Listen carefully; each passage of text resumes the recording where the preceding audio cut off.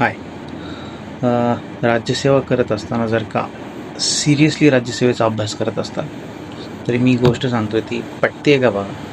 पटत असेल तर ओके, नाही तर you can do your self. ठीक आहे. पॉलिटीचा अभ्यास करताना बेसिक पुस्तकं वाचली, NCERTs वाचली, दोनदा वाचली, नोट्स काढल्या, त्याच्यानंतर अजून कुठले संदर्भ पुस्तक असतील, कोळंबे सरांचं पुस्तक वाचलं, सगळं पुस्तक वाचलं.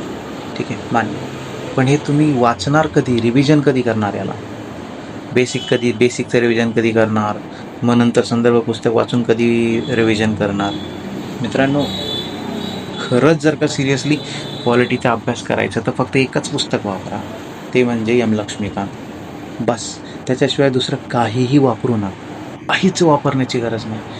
तुम्हाला सांगतो मी, तुम्ही बेसिक पुस्तक वाचताल NCERTचे, पुन्हा त्याच्या नोट्स काढणार, स्टेट बोर्डचे पुस्तक वाचणार, त्याच्या नोट्स काढणार, मग संदर्भ पुस्तक वाचणार, त्याच्या नोट्स काढणार.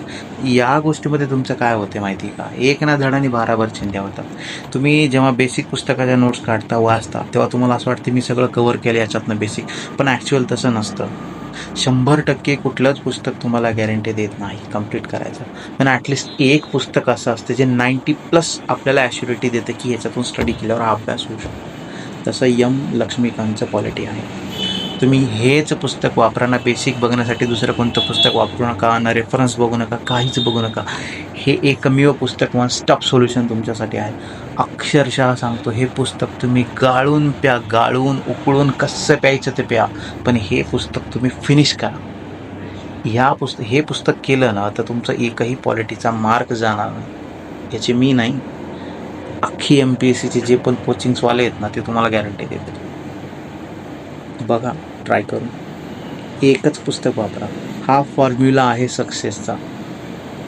क्वांटिटेटिव्ह नाही तर क्वालिटी अभ्यास झाला पाहिजे.